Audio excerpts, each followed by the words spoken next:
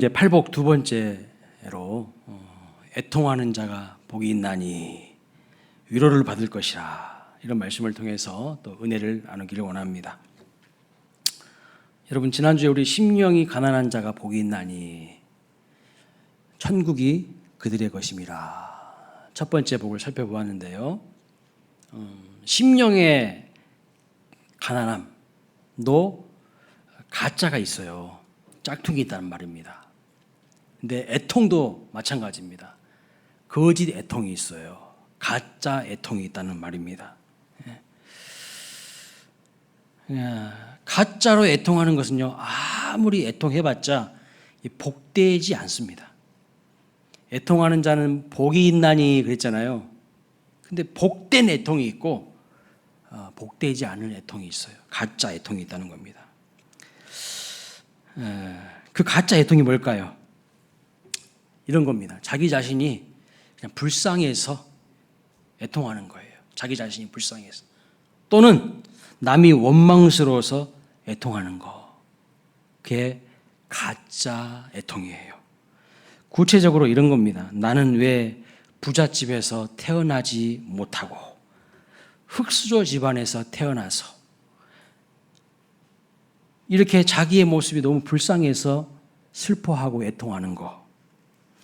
나는 세계에서 가장 잘 사는 나라에서 태어나야 되는데 나는 대한민국 중에서도 지지리도 못 사는 저 시골 깡촌에서 찢어지게 가난한 집안에서 태어났을까 하면서 슬퍼하는 거. 이건 다 가짜 애통입니다.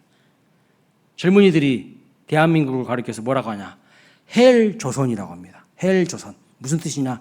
헬이 지옥이란 말이에요. 지옥 같은 땅이라는 거예요. 예? 지옥 같은 이 땅에서 태어난 것 때문에 애통이 합니다. 그런데 결혼이라도 잘했으면 좋았을 텐데, 내 인생이 좀 달라졌을 것 같은데, 그 인간을 만나가지고 내 인생이 더 지금 괴롭다고 하면서 아이고 내 팔자야 하는 그 애통은요, 그 복된 애통이 아니래요. 그게 가짜 애통이에요. 아무리 그것을 붙잡고 슬퍼해봤자 거기서 복이 오지 않는다는 겁니다. 그래서 요즘 사람들이 하는 말이 있어요. 요즘 젊은 사람들이, 여기 앉아 계신 어르신들은 잘 모르겠는데 이생망이라고 들어보셨습니까? 이생망. 이번 생은 망했다. 이생망. 이처럼 자기만 바라보면서 자기가 이 세상에서 제일 불쌍하다고 여기는 것은 그건 자기 연민이지 성경이 말하는 복된 애통이 아니라는 겁니다. 가짜 애통이에요. 그런데 간혹 이런 분들이요, 교회에 와서 기도를 하시는 분들이 있어요. 눈물을 흘리기도 합니다. 그런데 여러분, 그 모습을 보고 또 우리 성도님들이 뭐라고 이야기하는가? 와, 저분은 기도하면서 눈물을 다 흘린다고, 참 믿음이 좋은 것 같다고. 여러분, 착각은 자유시지만 그것은 믿음이 아닙니다. 그저 자기 자신을 불쌍하게 여기면서 애통하는 것인데, 그것이 믿음이 좋다고 겉모습만 보면서 우리는 오해할 때가 많아요. 사실 믿음이 좋아서 우는 것이 아닙니다. 아니에요. 본인이 본인을 못 견뎌가지고 본인이 힘들어서 우는 거예요. 결국 이런 분들은요, 교회에 나와서 기도도 하기도 하고 때로는 새벽에 와서 울면서 기도하지만 한 며칠 못 가요. 안 보여요. 또 왜요? 자기 마음이 무언가로 채워져서 위로를 받으면요, 더 이상 기도할 마음이 없어요. 교회에 나올 마음도 없고 기도의 줄을 잡을 것도 없는 겁니다. 이런 애통은 가짜 애통이라고 말하는 것입니다. 이런 애통은 자기 마음에 초점이 맞추어져 있는 자기중심적인 애통이에요. 그래서 이런 애통은요, 자기가 누군가에게 원통함이 배어 있어서 애통하는 것입니다. 그래서 그 사람만 생각하면요, 원통해요. 원통해. 한이 가슴에 있어. 한이. 누군가 자기에게 상처를 주면요, 그게 너무 힘든 거예요. 그래서 그 사람만 생각하면 속상하고 힘들어서 원통함이요, 자기 영혼에 배어 있는 그런 원통이에요. 그러나 이런 애통을 가리켜서 주님이 복되다고 하신 게 전혀 아니라는 사실, 착각은 자유라는 사실, 이런 애통은요 자기중심적인 가짜 애통입니다. 그러면 성경에 그 가짜 애통이 나오거든요. 대표적인 사례가 나오는데 자기중심적인 가짜 애통, 복되지 못한 애통의 사례가 민수기 14장에 나옵니다.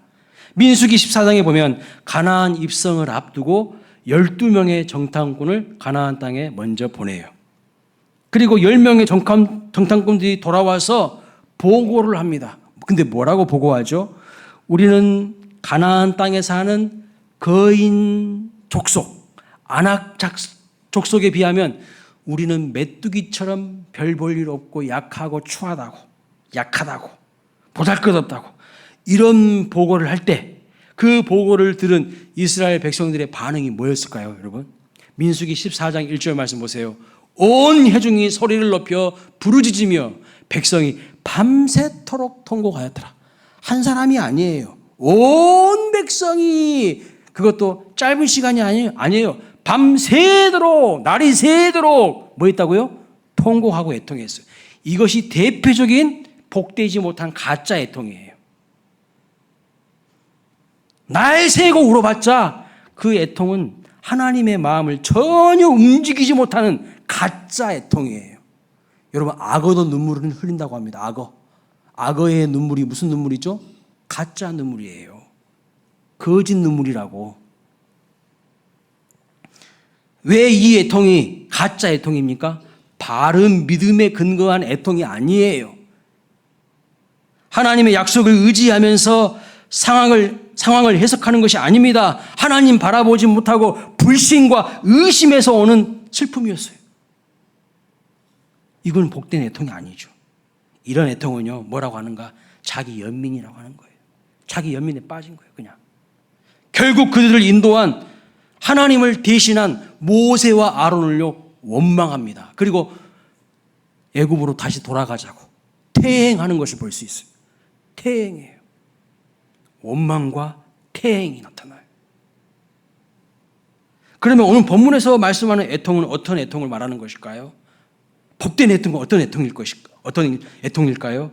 헬라어 언어를 살펴보니까요, 펜데오라는 단어를 쓰고 있어요.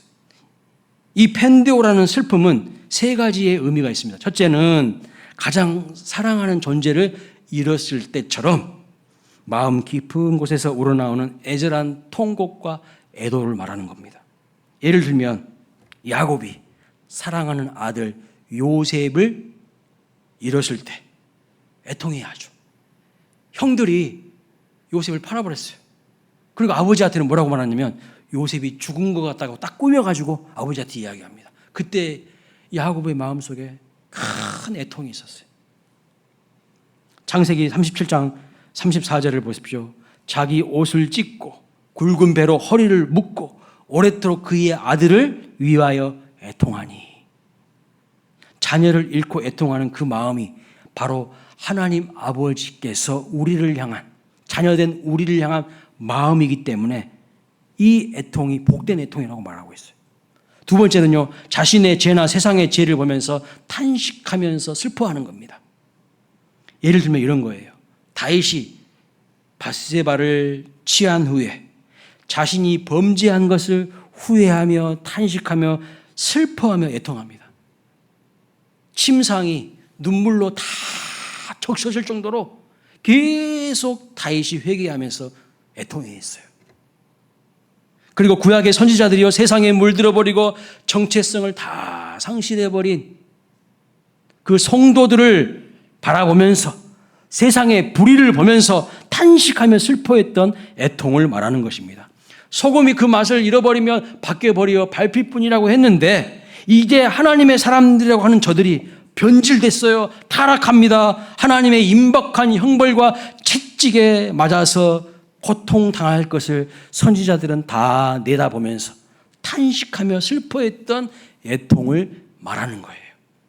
세 번째 애통은 뭔가? 스스로 의롭지 못한 죄인임을 깨닫고 하나님 앞에 겸손하게 나아가는 자의 태도를 이 펜데오 애통이라고 말하는 겁니다. 예를 들면 누가복음 18장에 보면요, 예수님께서 바리새인의 기도와 세리의 기도를 비교하면서 설명하시는데 바리새인의 기도는 어떤 기도입니까? 자기의 의로 가득 차 있어요. 교만합니다. 그런데 세리의 기도는 어떤 기도였습니까? 누가복음 18장 13절 보세요. 하나님이여 불쌍히 여겨주셔서 나는 죄인이로소이다. 이렇게 자기의 죄를 탄식하면서 기도할 때 그 모습이 바로 오늘 본문에서 말하는 애통이라는 거예요. 유진 피터슨 목사님이 쓰신 메시지 성경에서는요, 이 마태복음 5장 4절을 이렇게 번역했어요. 가장 소중한 것을 잃었다고 느끼는 너희는 복이 있다. 그때에야 너희는 가장 소중한 분의 품에 안길 수 있으니까. 탁월한 통찰로 번역하신 것 같아요. 옳습니다. 우리는 가장 소중한 것을 잃어버릴 때가 있어요. 근데 뭐가 이게 복입니까? 반문하실 수도 있을 것 같습니다. 이게 뭐가 복이에요? 근데 이게 복이랍니다. 왜요? 가장 소중한 것을 잃지만 그 과정을 통하여서 가장 소중한 분, 하나님의 은혜를 경험할 수 있어요. 하나님을 느끼고 경험할 수 있어요. 그렇기 때문에 이것이 가장 소중한 복이 될 수 있어요. 그런데 여러분, 그냥 가장 소중한 걸 잃었는데 자동적으로 가장 소중한 분을 얻게 되는 것일까요? 천만의 말씀. 가장 소중한 것을 잃었어도 오늘날 많은 사람들이요, 애통해하지 않아요. 눈물이 없어요. 가장 소중한 것을 잃고 나서 가장 소중한 분 대신 하나님을 얻기 위해서는요, 애통하는 눈물의 힘이 있을 때 그 인생에 반전과 역전이 있는 겁니다. 그래서 눈물은 가장 소중한 것을 잃어버리는 자에게 가장 소중한 분을 소개해 주는 힘이 있어요. 눈물에게는 힘이 있다고요. 힘이 있어요. 제가 6월 3일 날 선거 날이었잖아요. 신방을 갔습니다. 이미 그 전주에 금요일 날 사전투표를 다 했어요. 그래서 신방을 갔는데 그 가정에 어린 아기가 있더라고요. 그 어린 아기가 있어. 자꾸 그 어린 아기가 우는 거예요. 울어요. 그런데 막 울다가도 엄마가 가서 아이를 딱 품에 안아주고 토닥 거려지니까 아기가 울음이 뚝 그쳐. 그러더니 스르르 자요. 얼마나 그 엄마 품에서 자는 아이의 모습이 예쁜지. 그렇습니다. 그 아이의 울음에 엄마도 피곤하죠. 또 엄마가 좀 몸이 불편했어. 몸도 불편하지만 그 불편한 몸을 이기고 아이를 안아주니까요, 울음이 뚝 그치고 고요하게 잠을 자는 것을 봤습니다. 여러분, 이처럼 애통은요, 우리에게 가장 소중한 분의 품에 안기는 복을 가져다주는 힘이 있어요. 눈물은 힘이 있어요. 하나님을 만나게 하는 힘이 있어요. 그런데 오늘 이 시대를 살아가는 현대인들의 문제가 뭔가? 울지 않아요. 슬픈 일이 분명히 있거든요. 안 울어요. 이게 문제예요. 그럼 기뻐하는가? 기뻐하지도 않아요. 기쁜 일이 있으면 웃고 함께 기뻐하고 또 축하도 해줘야 되는데 기쁜 일이 있어도 기뻐하지 않고 슬픈 일이 있어도 슬퍼하지 않습니다. 예? 오히려 다른 사람에게 기쁜 일이 있으면요, 시기질투해버려요. 배 아파합니다. 슬픈 일이 있어도 울지 않습니다. 남의 슬픔에도요, 공감을 못해요.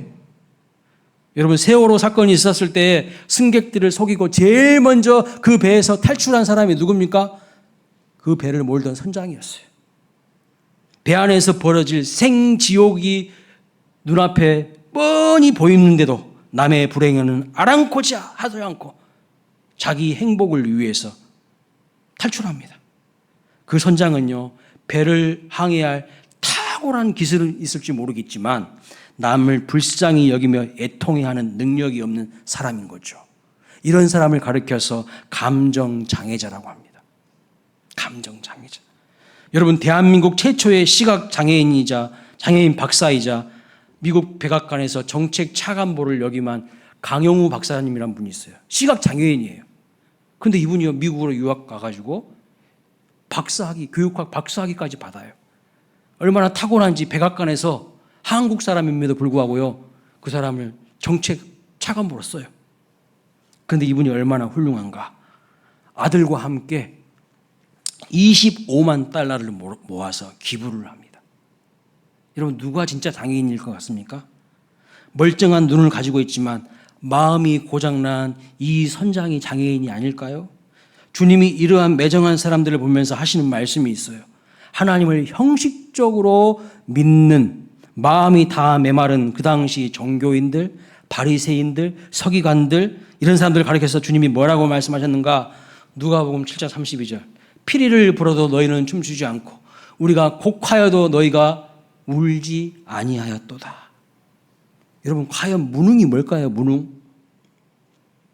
공감 능력이 부재이고요, 눈물이 메마른 것이 무능이에요.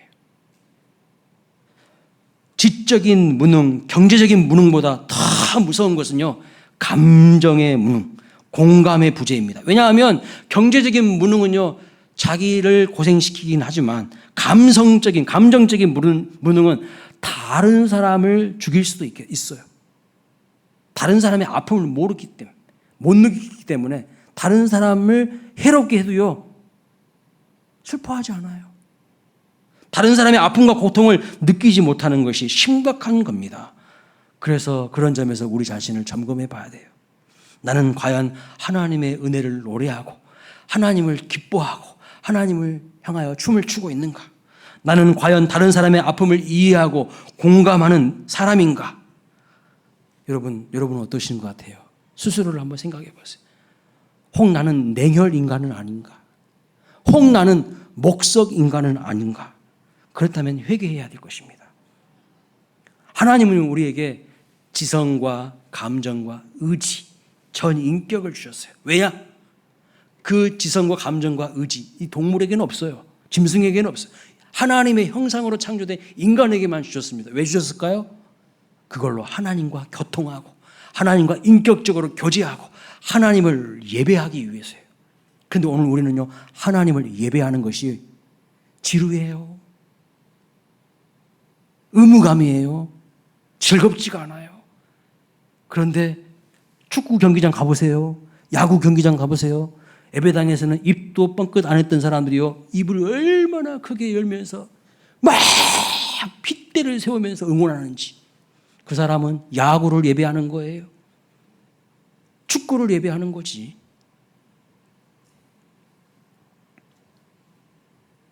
요즘에는요, 장례식에 가도 눈물을 흘리는 사람들이 별로 없더라고요. 제가 장례식을 참 많이 다녔습니다. 우리 광일교회 와가지고는 장례가 은혜 가운데 별로 안 나왔는데 장례식을 엄청 많이 다녔어요. 요즘에도 가끔씩 이제 목사님들, 우리 노예 목사님들, 부모님들 뭐 이런 장례가 나면 가보는데, 좀 장례식장 가면은 울음이 있어야 될 거 아닙니까? 우는 사람이 없어요. 장례식장에 우는 사람이 없어요. 물론 우리는 천국을 믿고 부활을 믿는 사람들이기 때문에 절망감에 빠질 필요는 없습니다. 하지만 사랑하는 사람을 떠나보내야 한다는 이 슬픔은 있어야 되는 것 아닙니까? 그게 사람 아니에요? 그런데 장례식장에서 그런 슬픔과 울음은 없고요, 화환 자랑하고 있어. 화환 몇 개 왔는지, 응? 조의금 숫자, 이게 더 민감해요.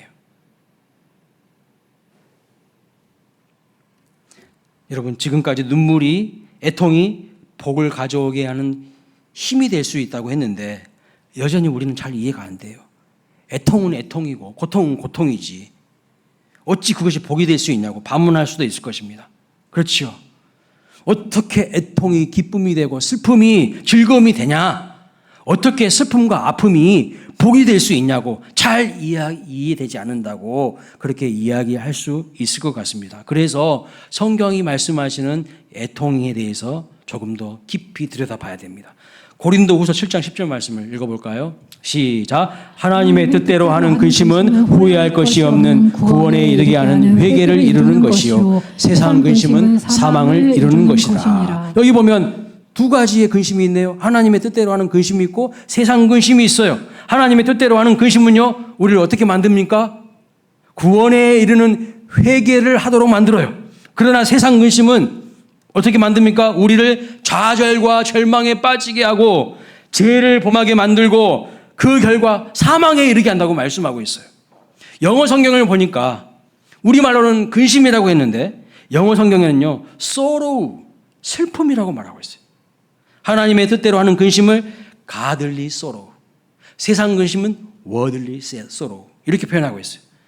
하나님의 뜻대로 하는 슬픔은, 애통은 우리를 어떤 마음으로 인도하는가? 그 다음 구절에 이렇게 말합니다. 고린도후서 7장 11절 같이 읽어보겠습니다. 시작. 보라, 하나님의 뜻대로 하게 된 이 근심이 너희로 얼마나 간절하게 하며 얼마나 변증하게 하며 얼마나 분하게 하며 얼마나 두렵게 하며 얼마나 사모하게 하며 얼마나 열심히 있게 하며 얼마나 벌하게 하였는가. 너희가 그 일에 대하여 일체 너희 자신의 깨끗함을 나타내었느니라. 무슨 말이에요? 하나님의 뜻대로 하는 이 슬픔과 애통은요, 우리로 하여금 하나님을 향한 간절한 마음으로 이끈다는 거예요. 간절한 마음으로. 우리로 하여금 하나님의 말씀이 진리이심을 변증하게 하고요, 세상의 죄와 악에 대해서 분노하게 하고요, 하나님을 두려워하고요, 하나님의 일을 향한 열심을 품게 하고요, 내 스스로를 징계하고 벌하면서 결국 우리 자신을 깨끗하게 만든다고 말하고 있어요. 뭐가요? 하나님의 뜻대로 하는 근심과 슬픔과 애통이 이런 힘이 있다고 말씀하고 있어요. 그래서 이 근심이 우리를 회개로 이끌어 구원에 이루게 하는 것입니다. 그런데 여러분, 성경에 보면 근심만 하다가 구원받지 못한 사람이 있어요. 예수님 만났음에도 불구하고 은혜의 언저리에서 뱅뱅 배회하다가 은혜의 보좌로 들어가지 못하고 구원에서 이탈되어 버린, 근심만 하다가 그냥 인생 끝나버린 사람이 있어요. 누구냐면 부자 청년 관리예요. 이 사람이 예수님께 나와서 말합니다.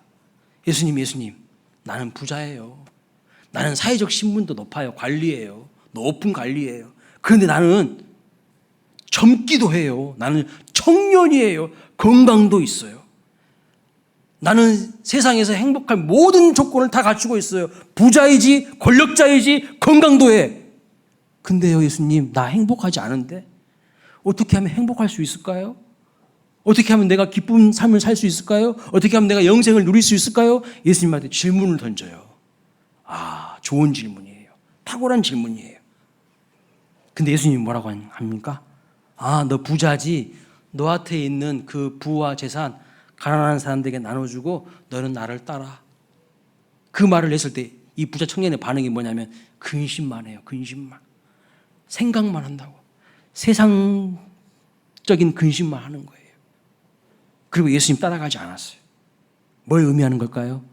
이 사람의 주인은요, 돈이에요. 돈을 예배하는 사람이에요. 돈을 가장 가치 있게 여기고요, 돈을 사랑하는 사람이야. 돈을 자기 인생의 주인 삼은 사람이야. 그러니까 행복하지 않다는 것을 주님이 말씀하고 있는 것이죠. 이 말씀을 한 다음에 예수님께서 무슨 이야기를 하셨는가? 부자가 천국에 들어가는 것은 낙타가 바늘구멍에 들어가는 것보다 더 어렵다. 이렇게 말씀하고 있어요. 오늘 부자 되기를 원하시는 분들 정신 똑바로 차리시기 바랍니다. 예? 하나님이 여러분 부를 많이 주잖아요. 물질을 많이 주시잖아요. 그거는요, 여러분들한테 마음껏 쓰라고 준 게 아니라 가난한 사람들에게 좀 나눠주라고 주신 거예요. 축복의 통로로 여러분에게 사명을 주신 거지 여러분 배만 채우라고 주신 게 절대 아닙니다. 딱 잘못하다간 천국 못 들어가요, 부자들은.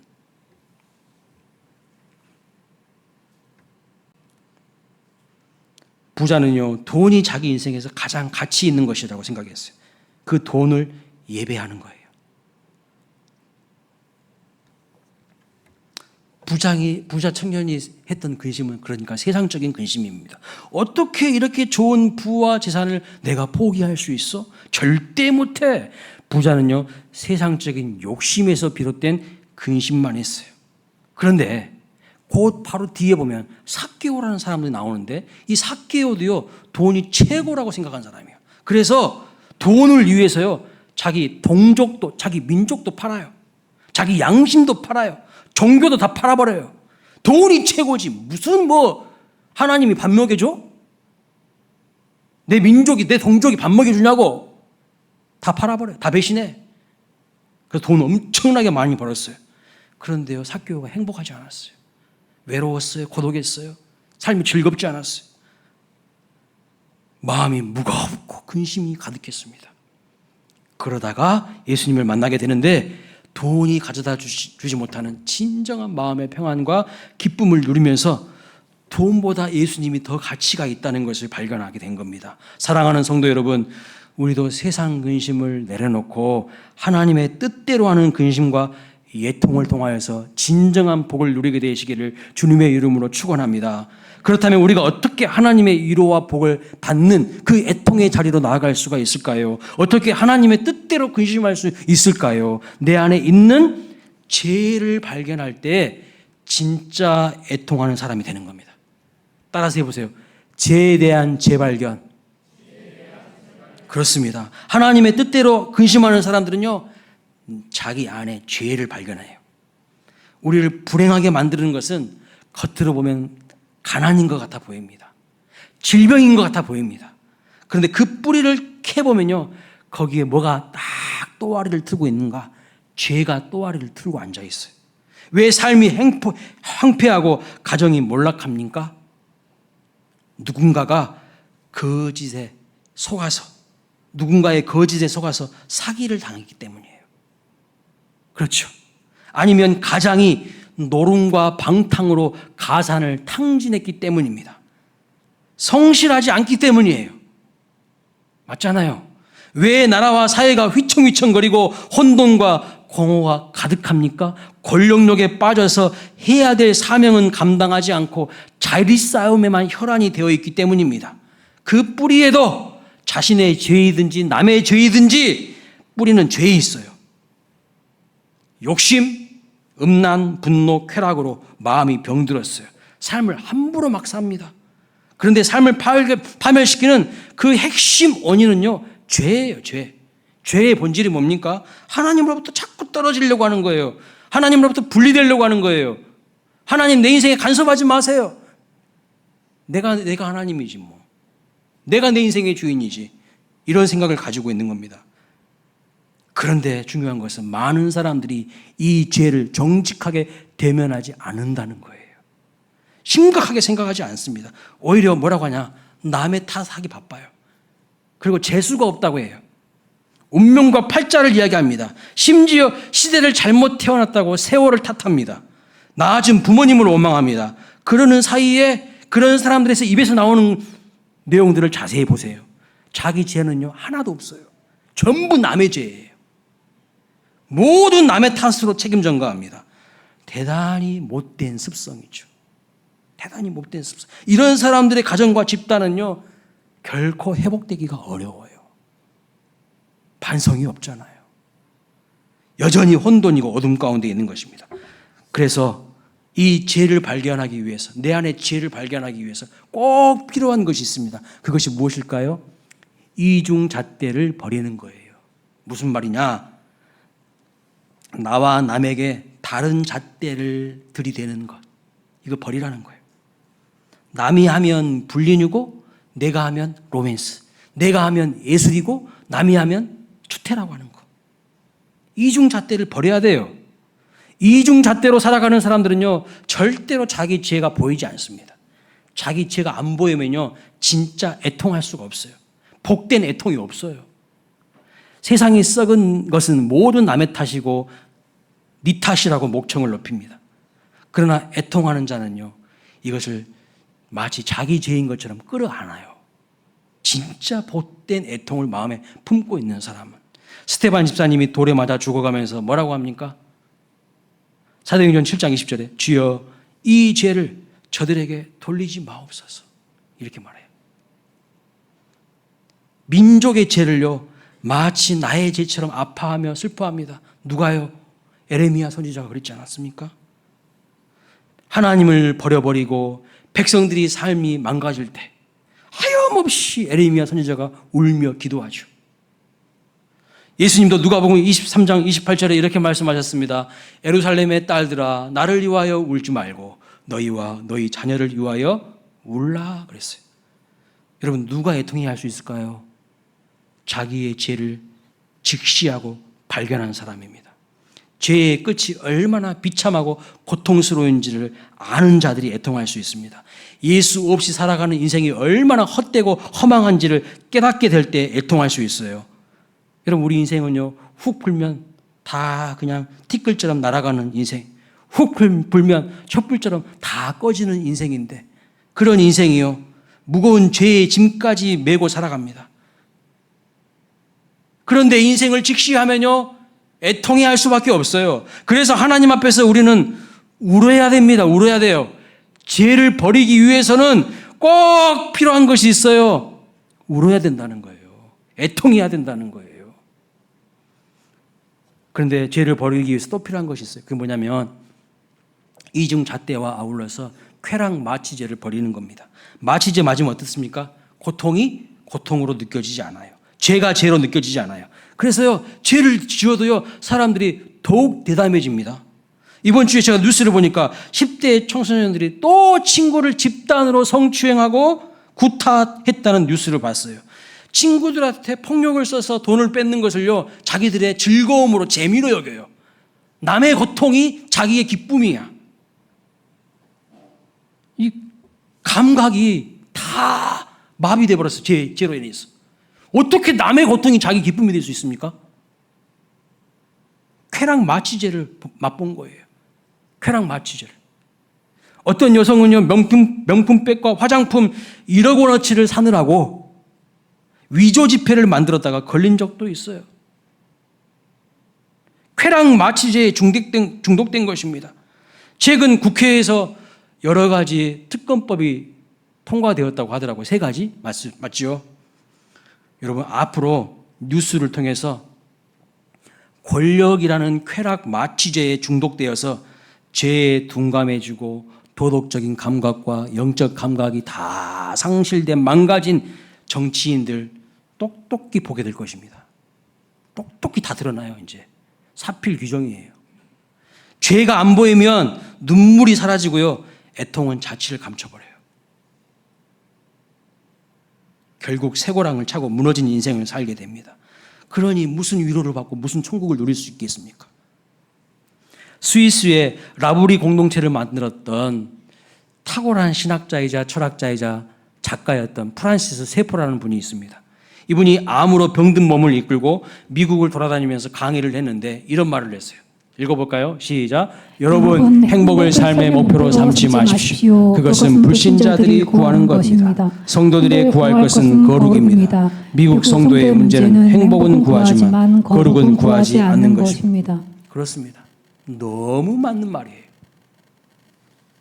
그런데 여러분, 이게 미국 성도들의 문제만일까요? 오늘 우리의 문제는 아닙니까? 우리도 세상에 물들어 애통하기보다는 세상이 던져주는 값싼 행복을 구하지 않습니까? 행복이라는 단어가 해피니스라는 단어인데요, 이 행복은요, 해푼이라는 어원에서 왔어요. 우연히 발생하는 사건, 우연히 출세하고 우연히 돈 버는 행복, 그것이 세상의 행복인 거예요. 근데 성도는요, 그런 행복을 구하면 안 돼요. 똑같은 행복이지만, 똑같은 복이지만요, 성도가 구할 복은요, 블레싱이에요. 블레싱의 어원은 블리드에서 왔어요. 피 흘림에서 왔어요. 피 흘림이 없는 복은요, 가짜예요. 애통함이 없는 복은 가짜예요. 십자가 없는 영광은요, 가짜예요. 무슨 말이냐면, 복을 구하려면 십자가 앞에 머물러야 한다는 거예요. 내 죄를 끌어안고 가슴 아파하면서, 나라와 민족의 죄를 끌어안고 가슴 아파하면서, 하나님, 우리의 죄를 용서해 주십시오. 그 십자가 앞에 머물러야 한다는 겁니다. 하나님의 뜻을 따르지 않는 고집불통에 내 죄를 직면하며 십자가를 붙들고 애통해야 한다는 것입니다. 그때에 비로소 하늘의 위로가 찾아오는 거예요. 이런 말을 합니다. 너희가 위로를 받을 것이요 그랬어요. 애통하는 자가 복이 있나니 너희가 위로를 받을 것이며, 여기 위로는 단어는요, 파라칼레오라는 뜻인데, 파라는 곁에서, 옆에서 이런 뜻이고, 칼레오는 부르다 이런 뜻입니다. 무슨 말인가? 자기 죄로 인하여서 나라와 민족의 죄로 인하여서 애통하는 자에게 하나님이 어떤 복을 주시는가? 하나님 가까이, 하나님 곁에 불러주시는 복이 있다는 거예요. 하나님이 만나주신다는 거예요. 하나님이 그 사람을 가까이 곁에 불러서 말씀하시는 것이 위로예요. 다시 말씀드리면 애통하는 자에게 하나님이 만나주시는데, 여러분 하나님 어디 계실까요? 이사야 57장 15절 말씀 보세요. 이렇게 말합니다. 내가 높고 거룩한 곳에 있으며 또한 통회하고 마음이 겸손한 자와 함께 있나니. 오늘 이 시간에도요, 마음이 겸손하고 하나님 내가 죄인입니다. 나는 절대적인 하나님의 은혜만이 필요합니다. 이런 마음으로 앉아 계신 여러분들 바로 옆에 주님이 계시는 거예요. 높아져 있는 사람은요 절대 하나님 만나지 못합니다. 애통해하는 겸손한 사람 옆에 계신다는 거예요. 시편 34편 18절에도 이렇게 말합니다. 여호와는 마음이 상한 자를 가까이 하시고 중심으로 통회하는 자를 구원하시는 도다. 아멘. 하나님은 애통하며 통회하는 자를 가까이 하시며 그들에게 복을 주시고 위로를 주시는 분이십니다. 사랑하는 여러분, 울어야 사는 거예요. 울어야 살아요. 울어야 삽니다. 울어야 복이 됩니다. 우리 믿음의 선배들이요, 울며 씨를 뿌렸어요. 6월은 호국 보훈의 달이고 순교자 기념주일이 22일이 있어요. 순교자들이 피를 흘리면서 이 땅의 복음화를 위해서 헌신하고 노력했어요. 그리고 기쁨으로 열매를 마침내 거두었습니다. 그래서 오늘 우리가 있는 것이죠. 우리는요 애통의 열매예요. 오늘 우리는 아무것도 하지 않았는데 오늘 우리가 그냥 이 자리에 있는 게 아닙니다. 여러분 이 사진 보신 적 있습니까? 저는 이 사진 볼 때마다 가슴이 먹먹합니다. 우리 믿음의 선배들은요 아이를 등에 업고서라도 하나님 앞에 나와서 무릎 꿇고 기도했어요. 근데 오늘 우리는요 애통해 하지도 않고 기도도 하지 않고 엉망진창이 되었어요. 지금 이런 부모님들 덕분에, 이런 어르신들 덕분에 이 나라가 복을 받은 것을 믿으시기 바랍니다. 말씀을 마칩니다. 고 노무현 대통령이 사망한 후에 그를 따르던 한 정치인이 이런 말을 했어요. 우리는 버림받은 패족입니다. 노무현 대통령이 사망한 후에 그를 따르던 정치인의 이야기입니다. 정치적으로 버림받고 몰락한 세력이 되었다는 뜻입니다. 그러면서 그들의 실패를 철저하게 인정하고요 엎드린 거예요. 그런데 여러분 요즘 정치인들 보세요. 부끄러운 줄 몰라요. 부끄러움이 없어요. 국민들 완전히 우습게 여깁니다. 우리는 패족입니다 라고 엎드리는 사람도 있나요? 없어요. 눈물의 반성이 없어요. 근데 그게 정치인들만의 문제일까요? 오늘 우리의 문제는 아닙니까? 우리는 어떻습니까? 하나님 앞에 하나님 나는 죄인입니다. 나는 패족입니다. 패족. 이렇게 간절히 애통해 하면서 웁니까? 가장 소중한 것을 잃어버렸다고 애통해 합니까? 그렇지 않잖아요. 그게 문제라는 겁니다. 가정이 다 무너지고 황폐해지고 있어요. 자녀들이 다 무너지고 있어요. 청년들이요 직장이 없습니다.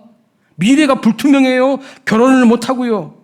나라의 경제가 위기입니다. 툭하면 이혼을 하고 우상숭배를 하고 술과 쾌락과 도박과 게임 중독과 주술과 무당 점집이 성행합니다. 나라 경제는 어렵다는데 무당 점집은 주술은 판치고 있어요. 술집에는 사람이 넘쳐나요. 교회는 힘을 잃어가고 있고 기도는 맥이 없고요. 성도들은 더 이기적이 됐어요. 정확한 진단을 내려야 회복이 있고 부흥이 있는 거죠. 이때 우리가 해야 될 일이 뭘까요? 뭘 하라고 말씀하시는 겁니까? 우리에게 하나님 뭘 보기를 원하실까요? 울며 씨를 뿌리는 기도.